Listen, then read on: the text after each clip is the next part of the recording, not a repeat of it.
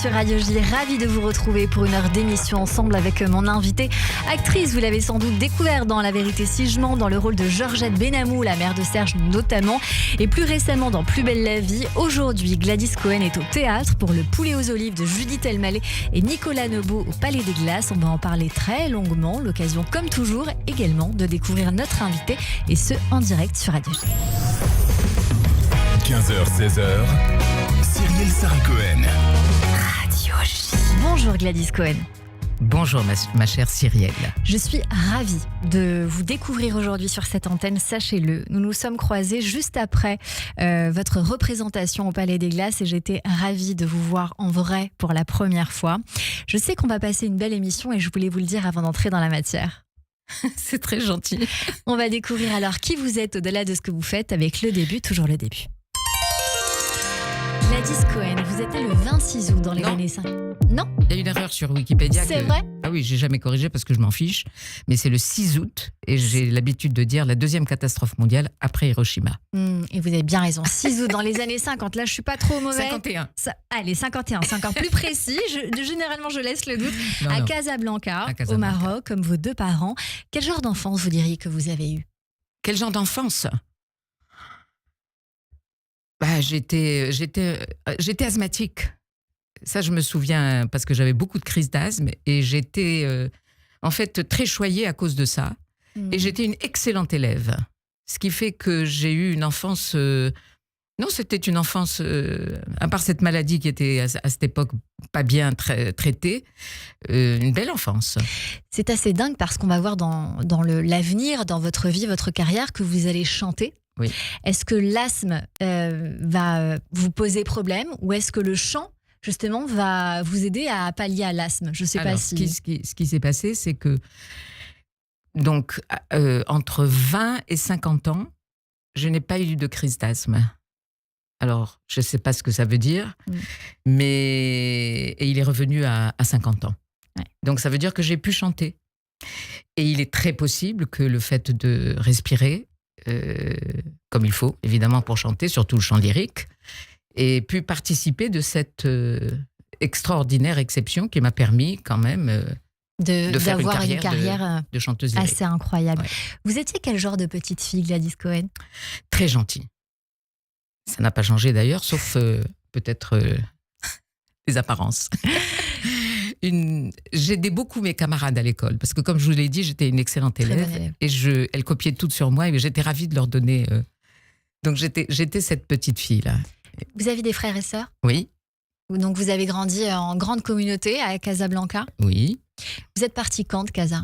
Alors moi, je suis partie à l'âge de 14 ans. J'ai quitté mes parents à l'âge de 14 ans. Ils sont restés là-bas ? Ils sont restés là-bas. Je suis restée à Paris pendant presque 2 ans. Et au moment de la guerre des 6 jours, donc ça a éclaté le 6 juin, je crois. Le 9, ils étaient à Paris. Voilà. Et donc, je suis repartie vivre avec eux. Et après, moi, j'avais un gros problème avec ma mère. Et donc, j'ai résisté quelques mois. J'ai passé mon bac, j'avais 16 ans. La directrice de l'école, le lycée Racine où j'étais, m'adorait. Elle a trouvé, parce qu'on était...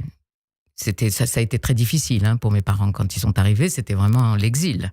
Et puis, d'une très belle villa à Casablanca, ils sont passés à 2 pièces ou 3 à Paris, en attendant de trouver autre chose. Et donc, elle a trouvé un appartement pour moi, pour travailler, pour préparer mon bac, cette directrice. Et après, je ne pouvais plus vivre avec mes parents. Donc, je les ai quittés à ce moment-là et j'ai commencé à vadrouiller jusqu'à aujourd'hui. Avant de vous consacrer au cinéma et à la télévision, vous allez suivre un parcours universitaire assez riche. Vous maîtrisez 7 langues. Alors, je maîtrise 5 langues et les 2 autres, je continue à les étudier. Et les 2 autres, c'est l'hébreu et l'arabe. Ouais. Voilà. Vous allez jouer, peut-être avoir envie de jouer à un moment donné la comédie dans plusieurs langues, dans d'autres langues. Est-ce que ça vous a effleuré l'esprit, par exemple, de jouer dans un film israélien ou aux États-Unis, de partir, parce que c'est une force que vous avez aujourd'hui. Moi, bien sûr, je suis tout à fait capable de le faire. Et d'ailleurs, j'ai tourné en allemand, par exemple. J'ai oublié le nom du film dans lequel j'ai tourné, mais je me souviens d'avoir tourné en allemand, par exemple. Oui. Petite, est-ce que vous avez des passions et lesquelles ? La lecture. J'étais une folle de lecture. Je lisais. J'ai commencé. J'avais Freud, j'avais Dostoïevski à 13 ans. Je lisais tout ça déjà.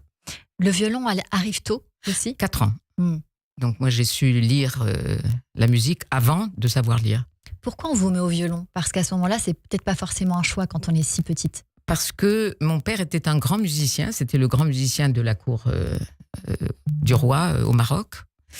Et il jouait du qanoun. C'est la sitar, vous savez, arabe. Et il jouait aussi d'autres instruments. Donc on était une famille de musiciens, en fait. Mes frères et sœurs sont tous musiciens. Mais apparemment, j'étais certainement la plus douée. Parce que mon père, qui donnait des leçons de oud, qui est le luth, n'est-ce pas ? Quand il finissait sa leçon, j'allais au piano et je jouais tout ce que j'avais entendu. Il dit, cette fille, elle a une oreille, donc il faut la mettre au violon.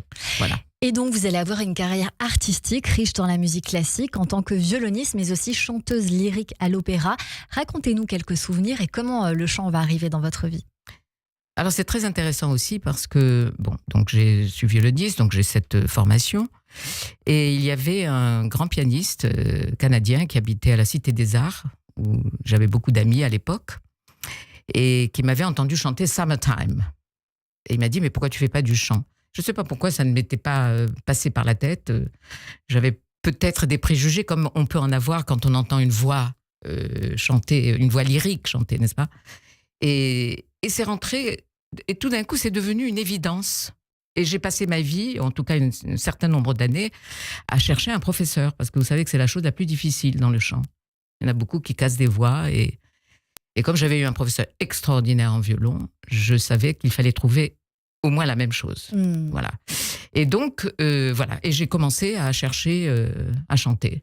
Et ça m'a emmené en Italie, ça m'a emmené en Autriche, ça m'a emmené partout. Vous allez être chef de pupitre des seconds violons à l'Orchestre national de Madrid. Vous allez donc étudier le chant et devenir cantatrice d'opéra, notamment à la Scala de Milan. Non, je corrige, j'ai été à l'école de la Scala. À l'école de la Scala. Est-ce que vous allez chanter dans des grosses représentations, notamment en Italie ? Oui, j'ai fait une très grande carrière en Italie. J'ai chanté dans de grands... Je n'ai pas chanté à la Scala, mais j'ai fait partie de ceux qui ont été reçus sur 500. Les 12 qui ont été reçus, j'en faisais partie. Voilà. À 46 ans, je ne crois pas trop me tromper. Peut-être, je sais plus. Moi, les chiffres et moi, on est fâchés. Moi aussi, pour être tout à fait franche, vous allez apparaître pour la première fois à l'écran dans La vérité si je mens de Thomas Gilou. Comment cette carrière au cinéma arrive pour vous ? Alors écoutez, c'est extraordinaire, c'est encore un autre chapitre de ma vie. Je suis aussi professeur de chant. Et donc j'avais une élève à l'époque qui travaillait dans le théâtre de rue. Et elle avait vu une affiche qui disait on cherche des juifs séfarades pour un film qui s'appelait à l'époque donc La vérité si je mens. Donc c'était pas numéro 1, numéro 2 puisque c'était le premier. Et elle était venue me voir, elle savait que j'étais juif séfarade donc, et elle m'a demandé si ça m'intéressait. Et moi j'ai dit bah oui, pourquoi pas, moi j'adore et le cinéma et le théâtre et la littérature, enfin ça je vous l'ai déjà dit. Et donc je me suis présentée, je la fais courte mais il faut vous dire que ça a été une série de coïncidences qui ont fait que, en fait, j'étais destinée... C'est ce qui m'intéresse le plus, Gladys Cohen. Ces coïncidences, c'est quoi ? Eh bien, c'est que, par exemple, quand je suis arrivée, ils m'ont demandé si j'avais un book. Donc, moi, je ne savais pas ce que ça voulait dire un book, puisque c'est le vocabulaire n'est-ce pas, des comédiens. Et j'ai dit, c'est quoi un book ? Ils m'ont dit, des photos. Un portfolio de photos. J'ai dit, moi j'ai des photos, j'en ai plein à la maison. C'est pas un problème. Donc ils m'ont dit, alors envoyez-les à cette adresse. Bon, donc je rentre à la maison, prends les photos et je vais à la poste et j'envoie les adresses là où on m'avait dit, donc chez le prod. Et le lendemain matin, j'avais un cours d'internet, parce que c'était la grande chose à l'époque, il fallait s'y mettre. Je m'étais réveillée très très tôt, j'avais fait ça, je ne sais pas combien d'heures, et j'en rentre chez moi à 4h d'après-midi. Qu'est-ce que je vois ? Une enveloppe. C'était l'enveloppe, je me l'étais envoyée à moi-même. Wow. Donc j'appelle. J'ai dit, écoutez, je m'aime tellement que c'est à moi que j'ai envoyé les photos. Donc, ils me disent, bon, alors écoutez, vous êtes la production, et je crois que c'était l'avenue Claude Velfaux. J'ai dit, c'est à un quart d'heure à pied de chez moi. Vous y êtes allée ? J'y suis allée, j'ai apporté les photos et on m'a dit, bon, très bien, alors demain matin à 14h30. Et j'ai dit, ah non, je peux pas. Et alors, ils étaient excédés parce que j'ai pas envoyé les photos. J'arrive, je fais ma diva, alors que c'était pas du tout le cas. C'était tout simplement que j'avais un train à 14h30 pour Londres. Et je dis, non, demain, je peux absolument pas. Il me dit, bon, alors vous pouvez quand ? J'ai dit, je réfléchis, j'ai dit entre 10h et 10h30. Comme si, vous voyez ce que je veux dire? Vous avez imposé votre rythme. Oui, non, mais sans vouloir l'imposer, de façon naturelle, parce que de toute façon, je n'avais rien ni à gagner, ni à perdre, ni quoi que ce soit. Vous voyez, c'était d'un naturel désarmant. Et c'est peut-être comme ça que vous étiez le rôle. Peut-être. Vous voyez, on ne sait pas dans la vie pourquoi les choses se passent d'une façon ou d'une autre, n'est-ce pas? En tout cas, donc j'ai dit, écoutez, entre 10h et 10h30, je ne peux pas venir autrement. Bon, alors venez demain à 10h. Bon. Et puis j'ai fait mon casting et quand je suis arrivée à Londres, j'ai interrogé mon répondeur et ils m'ont dit, vous avez été choisie pour le rôle de Madame Benamou. Ouais, c'est génial. Voilà. C'est ça les coïncidences. Dans ce premier volet, vous êtes la mère de Doge, jouée par Gad Elmaleh, qui sera ensuite remplacée par Vincent Elbaz. Puis non, vous serez le contraire. Vincent Elbaz et puis Gad Elmaleh. Voilà. Puis vous serez la mère du fameux Serge Benamou, joué par le magnifique José Garcia dans tous les autres volets. Et une réplique fait votre succès, on écoute. Pour le traiteur, j'ai pensé qu'on pourrait prendre le nôtre. Pourquoi pas? Et qui c'est? Comment? Le traiteur. Qui c'est? C'est le nôtre. Mais si vous préférez prendre le vôtre... Non, on n'a qu'à prendre le vôtre. Parfait. Alors? C'est qui? Voilà, c'est une réplique tout à fait mythique. Vous êtes face à Suzy Boutboul, Nicole Calfan, la mère de Shoshana. Quelles sont les répercussions de cette séquence dans votre vie et carrière, peut-être même si on l'imagine? Pour vous dire la vérité, au début, ça m'énervait, vous ne pouvez pas savoir. Parce que où que j'allais, prenais l'avion, on me demandait le vôtre, le nôtre, sans arrêt, sans arrêt. Et puis en fait, j'ai compris que c'était ma marque de fabrique et qu'il ne fallait pas lutter contre ça. Et donc, non, mais ça a été extraordinaire, cette vérité si je mens, parce que d'abord, il y a eu un premier, et ensuite, évidemment, un deuxième. Alors, ce qui est très drôle, c'est que à chaque fois, il a fallu que je fasse un casting. Ah bon? Et oui, parce que la première fois, j'étais la mère de Vincent Elbaz, donc je devenais la mère de quelqu'un d'autre. Et c'était pas d'ailleurs Gad Elmaleh, mais Serge Garcia. Déjà dès la deuxième fois. José Garcia. José Garcia. Oui. Et Serge Benamou. Exactement, parce qu'après vous avez un autre rôle, le rôle change. Ouais. Alors, donc, si vous voulez, voilà, ils ont cherché dans toute la France pendant je sais pas quoi, combien de temps. Et puis en fin de compte, Thomas Ginoux a tapé sur la table en disant c'est elle la mère. Eh oui. Et c'est tout. Eh oui. Et ça a été comme ça aussi pour le troisième, aussi pour celui qu'on a appelé La vérité des débuts, où il voulait évidemment quelqu'un de plus jeune, et je comprends, puisque ce qu'il voulait faire, c'était retrouver les parents. Les tout débuts. Et ils avaient toujours pas trouvé. Et quand j'ai fait le casting, de nouveau, j'ai fait 4 castings pour un film. Et même le troisième volet, vous avez refait le casting. C'est incroyable. Ah oui. On note donc, je le dis quand même pour nos auditeurs, même si je ne sais pas si je dois le dire, dans Le poulet aux olives, il y a un petit clin d'œil à cette séquence-là. Donc c'est un moment, c'est très fin, c'est très bien placé, donc c'est très amusant.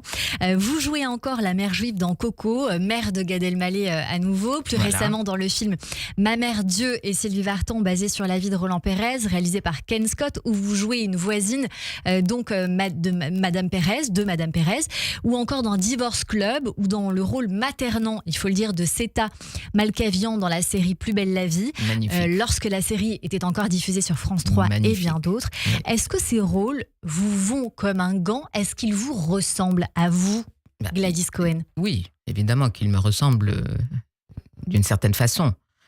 Mais c'est vrai aussi que d'avoir endossé le rôle d'une mère qui parle mal français avec des fautes, n'est-ce pas, et un accent particulier, c'était très drôle pour quelqu'un qui a le bagage entre guillemets culturel que j'ai. Exactement, parce que vous êtes passionné d'art, de littérature. N'est-ce pas? Est-ce que je parle plusieurs langues, comme vous l'avez dit, etc., etc. Mais c'est ça, en fait, être actrice, finalement. C'est endosser, n'est-ce pas, un personnage qui, à la fois, bien sûr, vous ressemble. Vous savez, j'aurais adoré faire les méchantes. Écoutez, c'est ma question. Et on me demande jamais, parce que vous savez comment ça se passe, hein, vous êtes catalogué, et malheureusement, je me souviens d'un casting que j'avais fait, où je devais jouer le rôle d'une comment dirais-je, d'un chef une mafiosa, hein, la mafia. Et j'avais très très bien fait le casting, et le monsieur m'avait dit écoutez, vous êtes formidable, franchement une actrice magnifique, mais vous n'aurez jamais ce rôle. Je vous ai expliqué pourquoi. Il me dit parce qu'on ne vous voit pas dans ce rôle-là. Ouais. Vous êtes catalogué, vous êtes... Parce que quand on vous voit, il y a un grand sourire communicatif, il y a une grande joie de vivre. Et je sais que vous adorez rire. On vous a entendu, on vous a vu notamment dans l'émission de Cyril Hanouna, La Grande Rigolade. Voilà. Et donc, c'est vrai que l'image qu'on a de vous, c'est pas celle d'une méchante, mais j'aimerais beaucoup. Et peut-être qu'il y a un rôle qui pourrait vous aller également comme un gant, c'est celui d'une artiste, en vous voyant jouer du violon, peut-être dans un film. Peut-être, ou chanter. On ne sait jamais. On ne sait jamais. C'est très ouvert. Ce que la vie vous réserve. Vous réserve. Après une vingtaine de rôles au cinéma et à la télévision, notamment dans d'autres films comme Les 5 doigts de la main d'Alexandre Arcadi, Les Héritiers, Neuilly sa mère, Le Nounou dans le rôle notamment de Tata Rachel. Pour vous, ce métier, est-ce que vous diriez qu'aujourd'hui, puisque c'est une deuxième vie, c'est une partie de plaisir avant toute chose? C'est un bonheur absolu. Et cette pièce que je recommande à tout le monde est un bonheur absolu. Et c'est également ce que j'allais vous demander parce que vous apparaissez au théâtre pour la première fois il y a 20 ans avec d'abord Le Clan des Veuves suivi d'Un petit pull angora, Piège à Matignon, Mes parents sont des enfants comme les autres et puis vous êtes désormais au Palais des Glaces dans la pièce Le Poulet aux olives de Judith Elmaleh et Nicolas Nebaud. On vous retrouve jusqu'au 11 janvier et j'espère un peu plus longtemps après mais il en est question de Judith Elmaleh et donc Nicolas Nebaud aux côtés de Mouna Fetou, Jean-Marc Couder et Vincent Serroussi que j'embrasse. J'entends que ça vous fait beaucoup de bien de refouler les planches du théâtre et depuis donc le 18 septembre, vous êtes dans la peau de Yolande Bentata, veuve haute en couleur, autoritaire et tendre à la fois, qui s'autorise à aimer à nouveau après la mort de son mari Bébert, simple tailleur. On va écouter la bande-annonce. Ce soir, j'ai fait ton plat préféré. Poulet aux olives. Poulet aux olives. Allez. Oh, c'est toi la meilleure. Ouais, mais dis-le à ta femme. Quelqu'un est mort? Pire, j'arrive pas à respirer. Mais tu es en train de respirer. Trimolux Prestige a le regret par la présente de vous signifier votre congé. C'est une formule juridique pour nous virer. Parce que je sais pas ce que ça veut dire congé, moi. Samuel, il faut absolument que tu t'en ailles tout de suite. Qu'est-ce qui se passe? C'est l'alarme incendie. Apparemment, vous êtes la plus schmack. C'est pas du tout évident pour lui depuis la mort de son père. Veux-tu devenir mon fils? Quoi? Je voudrais t'adopter. Je suis devenue épicurienne. Et tu n'es plus marocaine. J'ai écrit un poème pour Yolande. Ah oui. Et je voudrais l'agrémenter de quelques mots de votre jolie langue tellement fleurie. Comment dit-on messieurs? D'abord, c'était rien, c'était juste une petite aventure.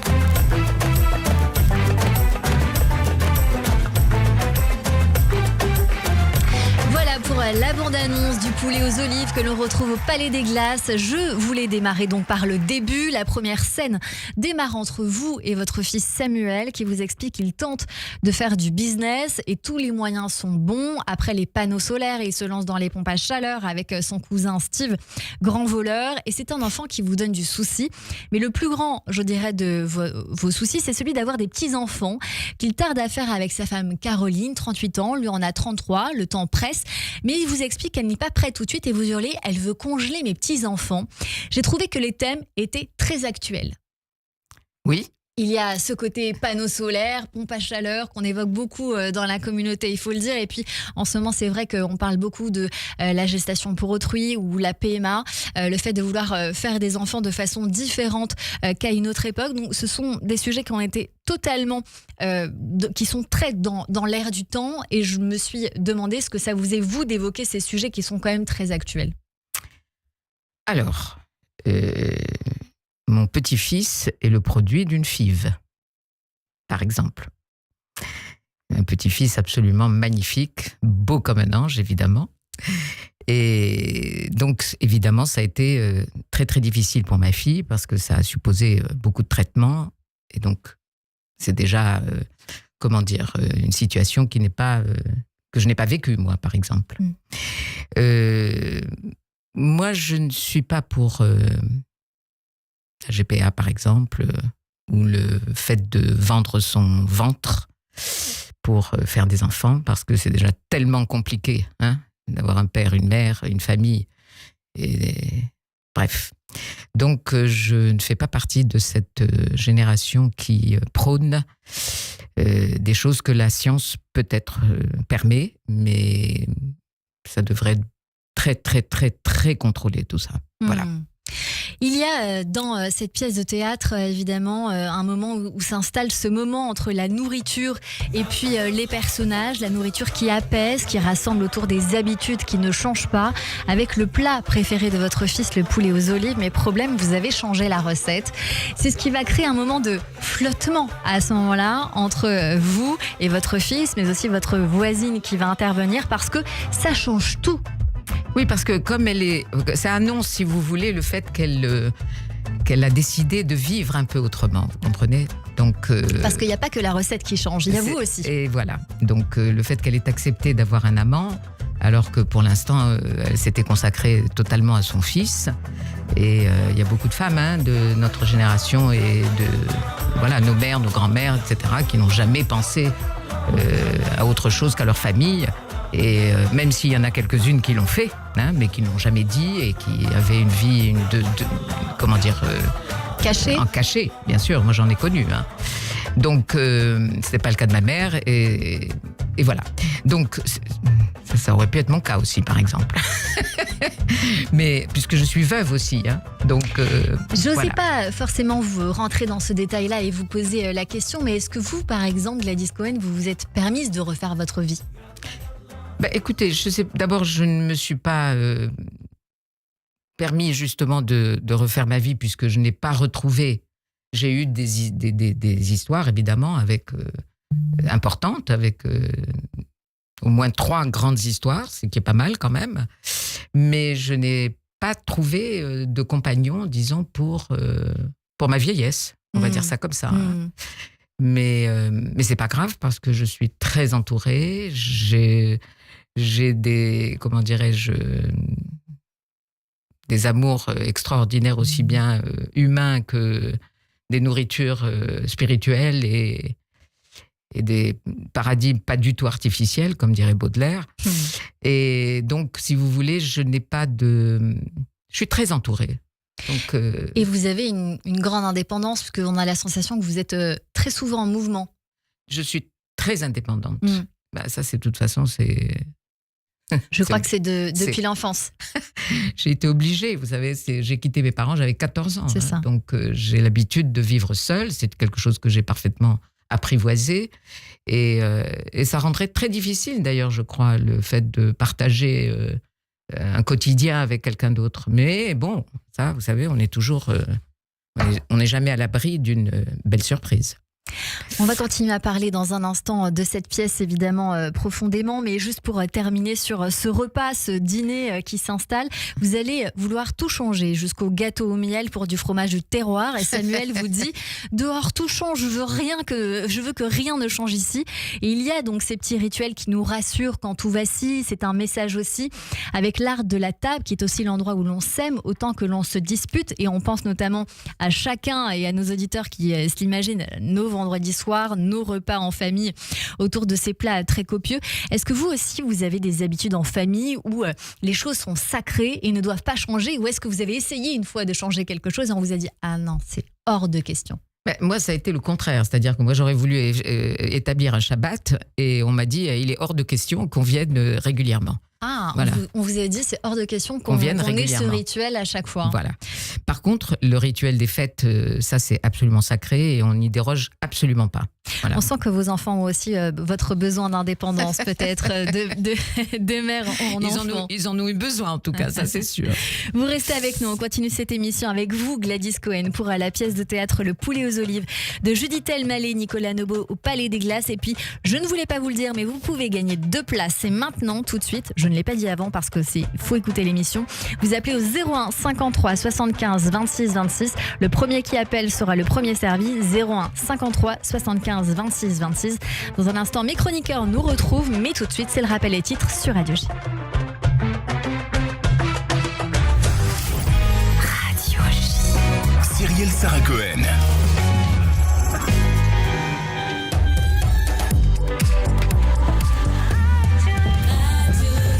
15h30 sur Radio J. Bonjour et bienvenue. Tout de suite, le rappel des titres avec Nina Alouche.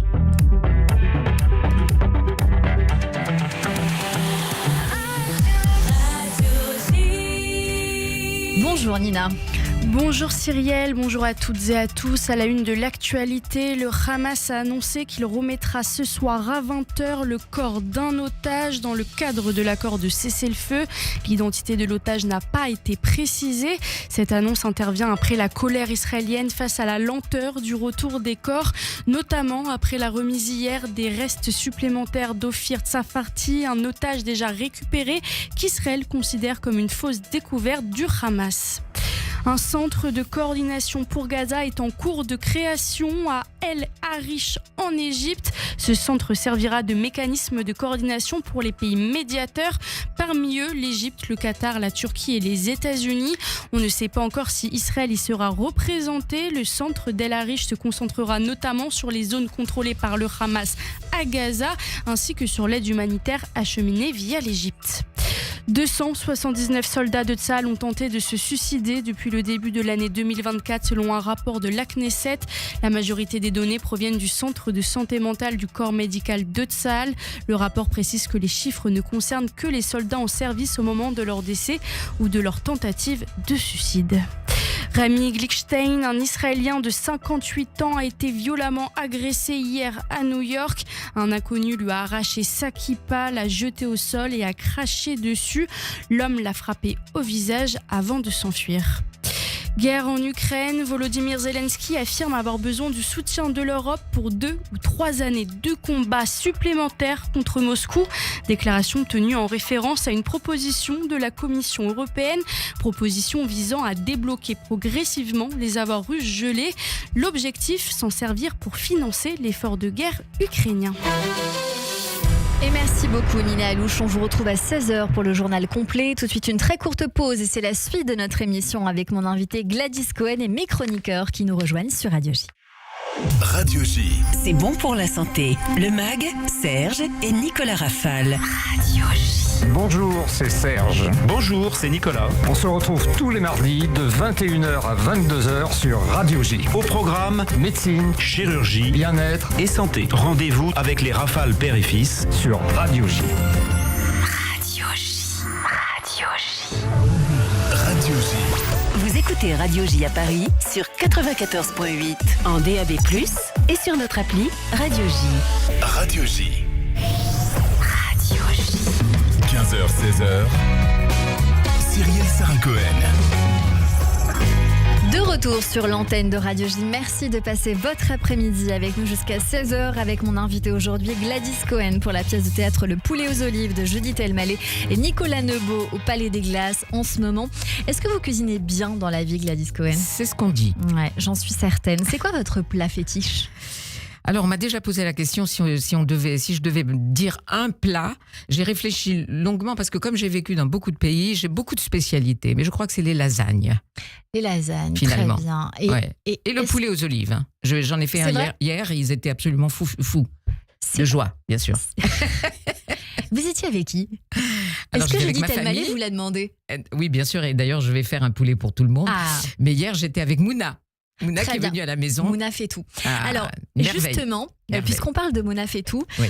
Je sais qu'il y a une petite dissension entre vous et elle sur la manière de faire le poulet aux olives. Absolument. C'est quoi votre recette à vous ? Moi, c'est avec de l'ail. Et elle, c'est avec des oignons. Et pour moi, c'est inconcevable. Et je suis bien d'accord avec vous. Et surtout, la couleur des olives n'est pas la même. Ah, mais là, on était d'accord. C'est la couleur violette. Violette. Alors que certains font le poulet aux olives avec les olives vertes. Même pas en rêve, parce que d'abord, ça n'a pas de goût. Alors qu'il y a ce petit goût un tout petit peu amer de la violette qui marche très bien avec le citron confit. Et bien sûr, le poulet, non, même pas à discussion. Il n'y a pas de discussion possible.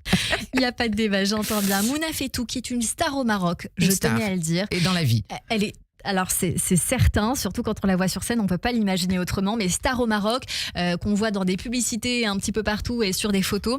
Elle est dans le rôle de Jamila, votre voisine, qui trouve aussi que votre poulet n'a pas le même goût ce fameux soir-là. Et ce qui est très embêtant quand même parce que vous rêvez d'ouvrir un restaurant ensemble sur scène. Et on voit ici donc 2 origines, 2 religions qui vivent ensemble depuis tant d'années, main dans la main.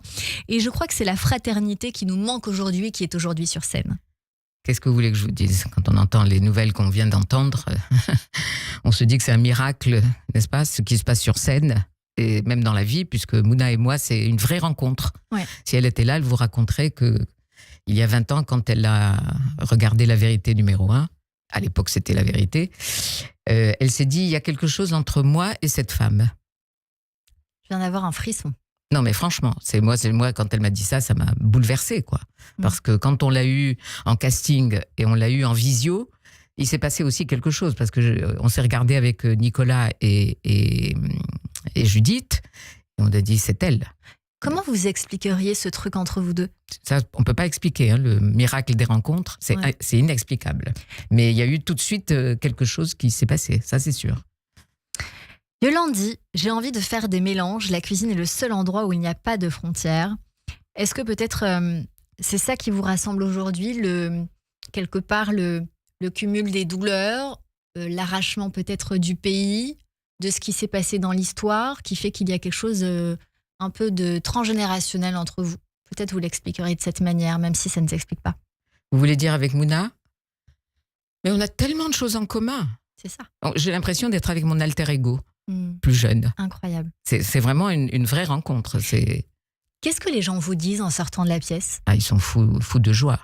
Et c'est vraiment... Ils sont dithyrambiques. C'est vraiment... On passe un très bon moment. Oui, on rit. On rit énormément, il faut le reconnaître. La musique est magnifique, comme vous l'avez d'ailleurs entendu. Il y a la musique qu'on va remettre pendant que nous sommes en train de parler. Cette Mouna est quand même très très solaire, il faut le dire, dans cette pièce-là. Et comme si la porte était ouverte à toutes les fenêtres, je vais vous refaire un petit jeu de mots. Jamila, qui s'introduit chez vous comme dans un moulin, vient notamment pour vous avertir qu'un courrier accusé réception vient vous annoncer qu'une société, la société Immolux Prestige, vient casser votre immeuble pour en faire un parking. C'est une angoisse pour vous qui n'imaginez pas une seule seconde vivre ailleurs et dire au revoir à vos souvenirs, dire au revoir à vos voisins. Et il y a une punchline que j'ai trouvée très agréable, très drôle évidemment, c'est « Tu vas être remplacé par une Twingo ». C'est comme ça qu'elle vous dit. Et ce à quoi vous répondez quelque chose. Vous dites... Et toi, tu vas finir à la fourrière. Exactement. Mais vous le dites une phrase davantage plus profonde. S'inquiéter ou s'angoisser ne sert à rien. Chaque instant de vie est précieux. Il ne faut pas le gâcher. Absolument. Est-ce que vous êtes de ce tempérament-là dans la vie ou plus angoissé ? Les deux. Je suis angoissée, mais ça, personne ne le sait. Il n'y a que moi qui le sache. Et l'autre, c'est absolument comme ça. C'est-à-dire, chaque moment est un moment précieux et il ne faut pas le gâcher. Il y a aussi un autre sujet dans cette pièce qui est le respect des anciens, parce que votre fils Samuel parle de vous mettre en EHPAD et vous ne cessez de dire cette phrase inlassablement « Je ne suis pas vieille ». Et c'est vrai que c'est une sorte de gimmick qui revient extrêmement souvent. Est-ce que vous vous sentez aussi jeune que Yolande ? Parce qu'on comprend que quelque part, entre vous et ce rôle, il y a cette envie de liberté. Oui, bien sûr. Mais de toute façon... Alors, je vais dire un cliché, on est vieille que quand on ne peut plus rien faire et quand on est, donc, ce qui n'est absolument pas mon cas. Donc, bien sûr que la vieillesse, je la ressens parce que on a l'âge qu'on a, hein, et on ne peut pas lutter contre... Si, on lutte contre les mots MAUX, n'est-ce pas ? Mais sinon, non, je ne suis pas vieille dans ce sens-là, mais je suis vieille quand même. Gladys Cohen, on va cependant voir que l'âge n'est pas un problème pour Yolande, qui veut refaire sa vie avec un homme beaucoup plus jeune, d'environ 15 ans de moins, et qui s'intitule Jean-Jacques, qui n'est pas sans rappeler le stéréotype du profil de Jean-Jacques joué par Gad Elmaleh. Et alors qu'elle veut garder son jardin secret, eh bien Yolande va se faire choper par son fils Samuel, qui l'accuse de le tromper. Et il vous fait la réplique de l'homme trahi qui a pris sa femme la main dans le sac. Ce à quoi vous répondez « Mais je ne suis pas ta femme ». Et lui vous répond « C'est encore pire, je ne peux pas te quitter ». Voilà.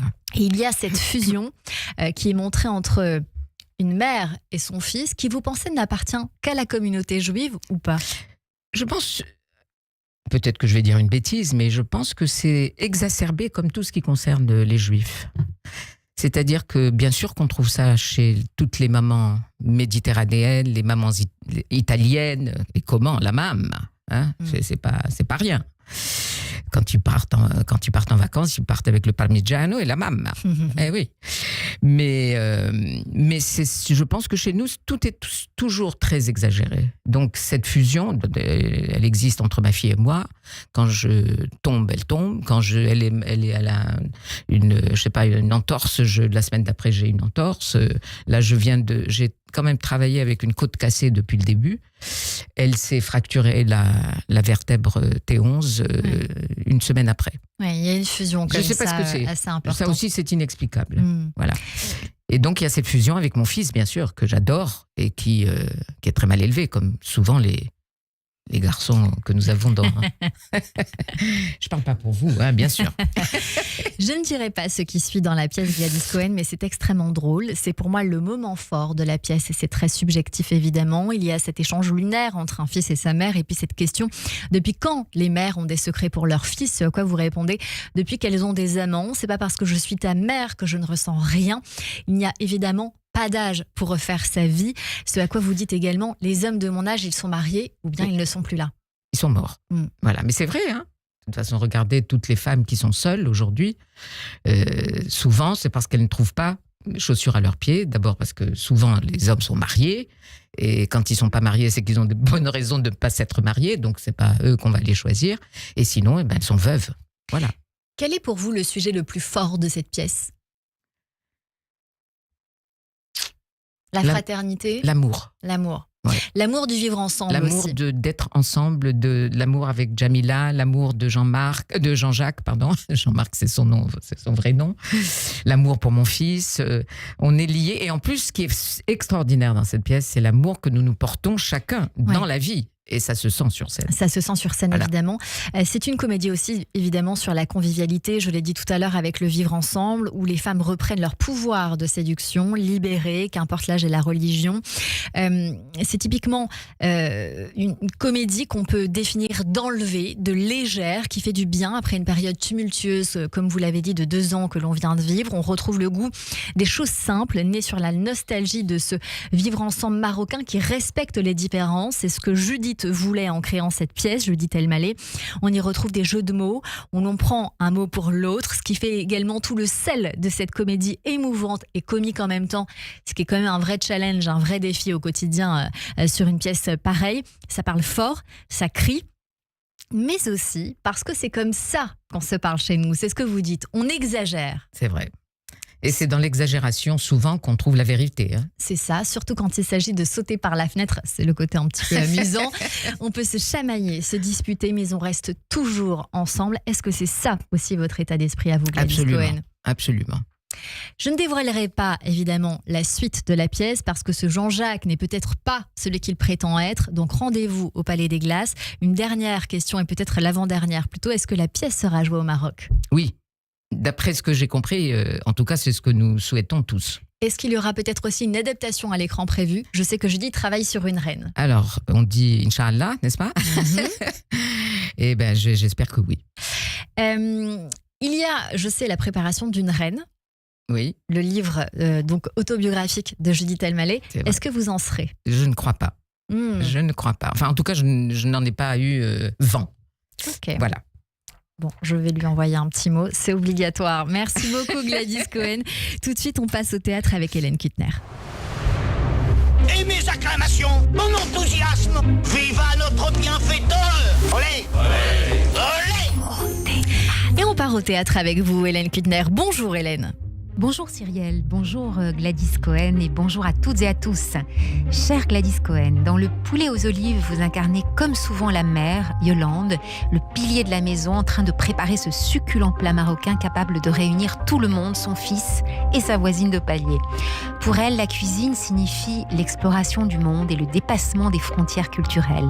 Et Yolande, que vous incarnez, est une femme forte, courageuse, qui porte des valeurs qu'elle tente de transmettre à son fils Sam, encore très attaché à une relation fusionnelle. Pour ma chronique théâtre, chère Gladys, je souhaitais vous parler d'un très émouvant spectacle qui fait déjà salle comble dans le petit théâtre Le Contrescarpe, près de la rue Mouffetard.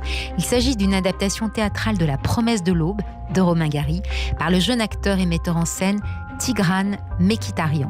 D'ailleurs, sur l'affiche du spectacle, ce n'est pas un poulet aux olives qu'on y trouve, mais 2 assiettes. L'une est remplie de viande en sauce et l'autre contient juste un peu de sauce de viande. Et cette dernière est destinée à la mère de l'écrivain qui s'est sacrifiée pour que son fils puisse manger à sa faim. Vous connaissez sans doute l'histoire très autobiographique de ce fils qui évoque sa relation passionnelle à sa mère. C'est l'un des plus puissants romans de la littérature française car Romain Gary à 44 ans, alors qu'il est consul en Amérique, croix de guerre, qu'il a combattu dans les forces françaises de libération auprès du général de Gaulle, écrit l'un des plus vibrants textes d'amour à sa mère, une juive russe qui lui a permis d'être ce qu'il est aujourd'hui. Tigran Mekitarian, acteur de théâtre et de cinéma qu'on a vu dans Kaamelott et Monsieur Aznavour, a fui à l'âge de 4 ans avec sa mère l'Arménie pour s'installer comme Romain Gary à Nice, puis à Menton. Comme il l'avait fait pour les classiques de Molière, il se saisit du roman à bras-le-corps, face publique, comme s'il s'agissait de sa propre vie, de sa propre histoire. Il a condensé l'œuvre et nous happe avec les moments les plus forts du roman, avec une jeune comédienne remarquable, Delphine Hustet et Léonard Stefanica, un acteur violoniste qui joue tous les autres rôles et crée une ambiance musicale enivrance. Depuis leur vie misérable à Vilno, qui est Vilnius, où la mère vendait des chapeaux qu'elle disait avoir été créés par Paul Poiret, avec l'antisémitisme qui surgissait à chaque coin de rue, jusqu'à leur installation à Nice, où la mère va se saigner pour donner la meilleure éducation à son fils. Je le cite, « Je vivais par procuration à travers les rêves de ma mère », confie le narrateur. « Il n'est pas bon d'avoir été tellement aimé si jeune. Ce n'est plus un cadeau. Il faudra attendre ses 22 ans pour que le fils s'émancipe de sa mère, qui lui insuffle, même après sa mort, une énergie vitale et un courage hallucinant. L'acteur revient sur le plateau avec des décorations sur sa poitrine.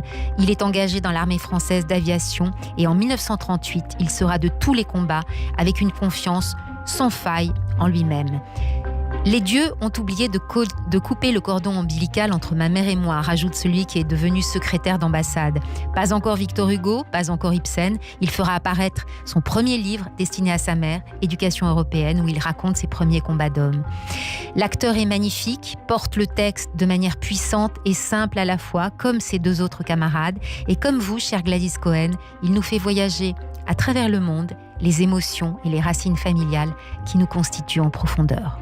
La promesse de l'aube au théâtre de la Contrescarpe jusqu'au 31 décembre. On ira voir. Absolument. Gladys Cohen. Merci beaucoup Hélène Kuttner. Tout de suite, c'est le billet du jour avec Ariel Efraimi. Le billet du jour.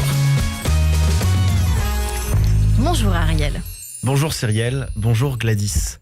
Merci déjà d'avoir eu le courage dans votre pièce de montrer à tout le monde ce que nous, on subit en tant que juifs dans les repas de famille. Et chez moi, c'est particulier. Déjà, c'est une coproduction culturelle. Ma mère est ashkénaze, mon père est séfarade. Donc, on mélange 2 mondes.